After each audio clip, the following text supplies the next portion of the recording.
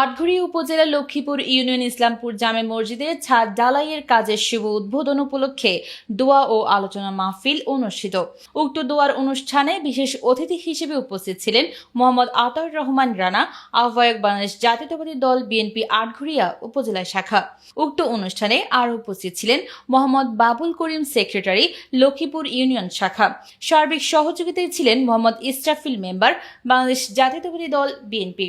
অনুষ্ঠানে আরও উপস্থিত ছিলেন মাওলানা মোহাম্মদ মোজাম্মেল হক, মাওলানা সৈয়দ আল বেলালী সহ আরও অনেক আলেম, ওলামা ও এলাকার গণ্যমান্য ব্যক্তিবর্গ।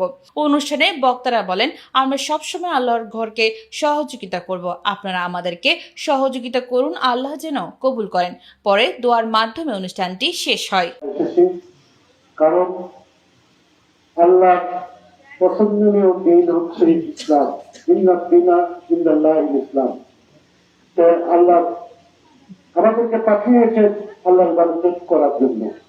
সেই কারণে যে মসজিদটা আমাদের সামনে দেখতে পাচ্ছি, এই মসজিদটি প্রতিষ্ঠা করার জন্য এই অর্থ এলাকার জনগণ এবং আমার বিশেষ করে বলতে হয় আমার ইসরায়েল ভাই আমাদের কাছে একাধিক তার গিয়েছে এদিকে ইয়ে করার জন্য সাহায্য।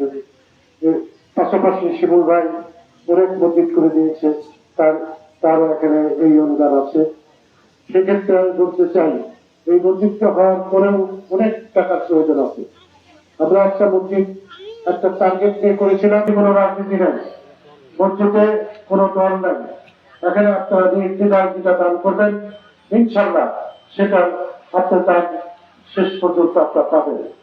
সেই হিসাবে সবার প্রতি আমার আন্তরিক অভিনন্দন জানিয়ে আজকের এই মসজিদটি যাতে সফলভাবে হতে পারে এবং এলাকার সার্বিক সবাই সহযোগিতা যাতে করে এই আশা ব্যক্ত করে আমি আমার সংক্ষিপ্ত বক্তব্য শেষ করছি। খোদা হাফেজ।